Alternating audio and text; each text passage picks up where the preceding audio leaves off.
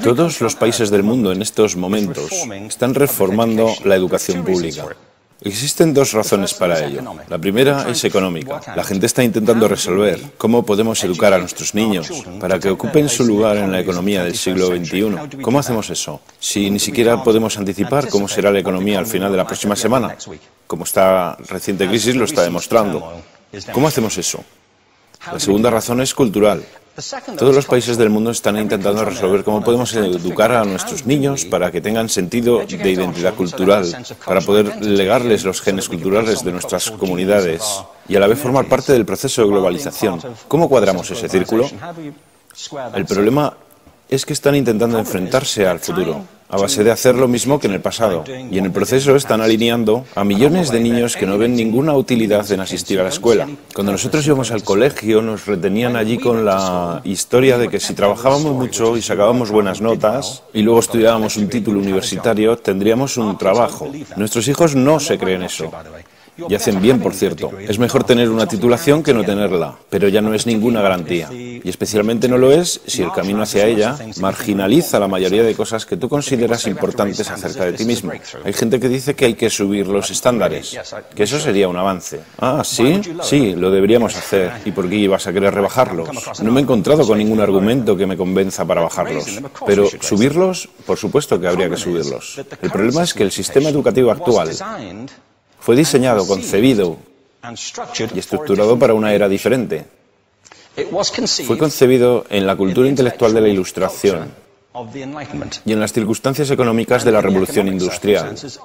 Antes de la mitad del siglo XIX no había sistemas educativos públicos. En realidad no. O sea, podrías estudiar con los jesuitas si tenías dinero, pero la educación pública, pagada con los impuestos, obligatoria para todo el mundo, gratuita y a la vuelta de la esquina, era una idea revolucionaria. Y mucha gente se opuso a ello. Decían, no es posible para muchos niños pobres que están en la calle beneficiarse de la educación pública. Son incapaces de leer y escribir. ¿Por qué perder tiempo con esto? Y también se asienta sobre una serie de suposiciones sobre la estructura social y la capacidad de las personas. Fue dirigido por el imperativo económico de aquel momento, pero a lo largo de todo ello se infiltró el modelo intelectual de la mente, el cual era esencialmente la idea que la Ilustración tenía sobre la inteligencia. La auténtica inteligencia consistía en cierta capacidad para el razonamiento deductivo y un conocimiento amplio de la cultura clásica. Se podría resumir en capacidad académica. Y esta idea está fuertemente enraizada en la reserva genética de la educación pública. El creer que hay dos tipos de personas, académicas y no académicas, y la consecuencia de eso es que mucha gente brillante se creen que no lo son porque han sido evaluados siguiendo este concepto de mente. Así que tenemos dos pilares gemelos, el económico y el intelectual. Y desde mi punto de vista, este modelo ha causado caos en la vida de mucha gente. Ha habido gente que se ha beneficiado maravillosamente de él, pero la mayoría de la gente no.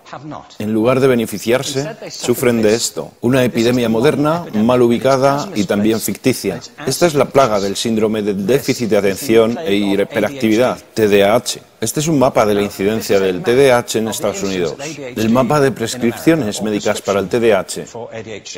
No me malinterpreten, no quiero decir que el síndrome de déficit de atención no exista.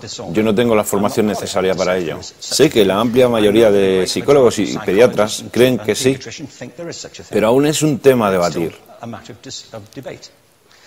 Lo que sí me consta es que no se trata de una epidemia.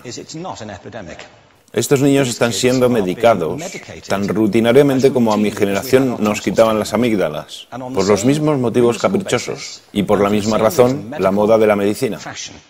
Nuestros hijos están viviendo en el periodo más intensamente estimulante de la historia de la Tierra. Están siendo acosados con información y les están reclamando su atención desde todos los medios. Los ordenadores, los iPhone, las vallas publicitarias y cientos de canales de televisión. Y nosotros les penalizamos por distraerse. ¿Distraerse de qué? cosas que son un aburrimiento, en la escuela sobre todo. Me parece a mí que no es totalmente una incidencia el hecho de que la incidencia del TDAH haya crecido paralela al incremento de los test estandarizados. A estos niños se les está dando cosas como Ritalin, Adderall, a menudo medicación bastante peligrosa, solo para hacer que se concentren y se calmen.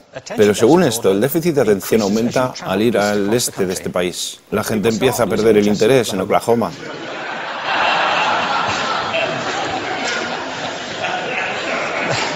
Ya casi no pueden pensar en Arkansas. Y para cuando llegan a Washington, lo han perdido completamente. Y hay distintas razones para ello. Es una epidemia ficticia.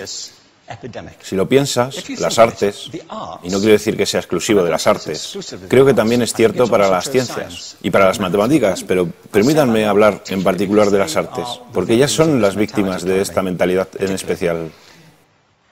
Las artes tratan especialmente la idea de experiencia estética. Una experiencia estética es una en la que tus sentidos están funcionando a su máxima capacidad. Cuando te hallas presente en el momento actual, cuando vibras con la emoción de lo que estás experimentando, cuando estás plenamente vivo. Y la anestética es cuando cierras tus sentidos y te atontas ante lo que está sucediendo. Y muchos de estos medicamentos hacen eso. Estamos haciendo pasar a nuestros hijos por el sistema educativo a base de anestesiarlos. Y yo creo que deberíamos estar haciendo exactamente lo contrario. No deberíamos adormilarlos, sino despertarlos para que vean lo que sucede en su interior. Pero el modelo que tenemos es este. Yo creo que tenemos un sistema educativo modelado del interés de la industria a su imagen y semejanza. Les daré un par de ejemplos. Las escuelas aún están organizadas como si fueran fábricas. Tienen timbres que suenan, instalaciones separadas, están especializadas por asignaturas. Aún educamos a los niños por lotes. Les hacemos pasar por el sistema según su grupo de edad. ¿Por qué hacemos eso? ¿Por qué suponemos que lo más importante que los niños tienen en común es su edad? Parece como si lo más importante de ellos fuese su fecha de fabricación, ¿no?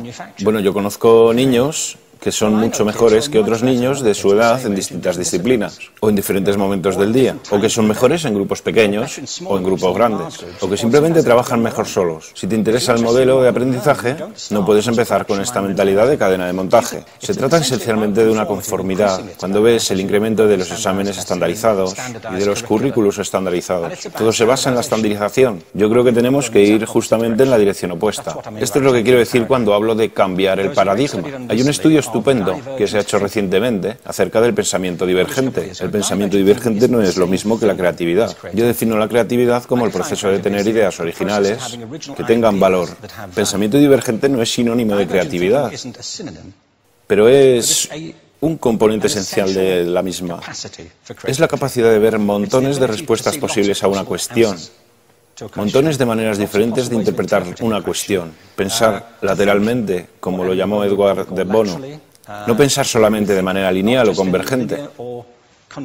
Ser capaz de ver múltiples respuestas y no solo una. Así que yo diseñé un test para esto y voy a inventarme un ejemplo. A la gente se le puede preguntar cuántos usos se le ocurren para un clip. A la mayoría se les ocurren unos 10 o 15. A la gente que se le da bien, se le pueden ocurrir 200. Y lo hacen porque preguntan, ¿el clip podría estar hecho de goma y medir 60 metros? ¿Tiene que ser un clip tal como lo conocemos? Bueno, pues diseñé el test y lo probé con 1.500 personas. En un libro titulado Más allá del punto de ruptura, y en el protocolo del test, si superabas una puntuación determinada, se te consideraba un genio del pensamiento divergente. Así que quiero preguntarles, ¿qué porcentaje de la gente que hizo el test puntuó como genio en pensamiento divergente? Y debo decir una cosa más acerca de ellos. Eran niños de jardín de infancia. Así que, ¿qué opináis? ¿Qué porcentaje de genios?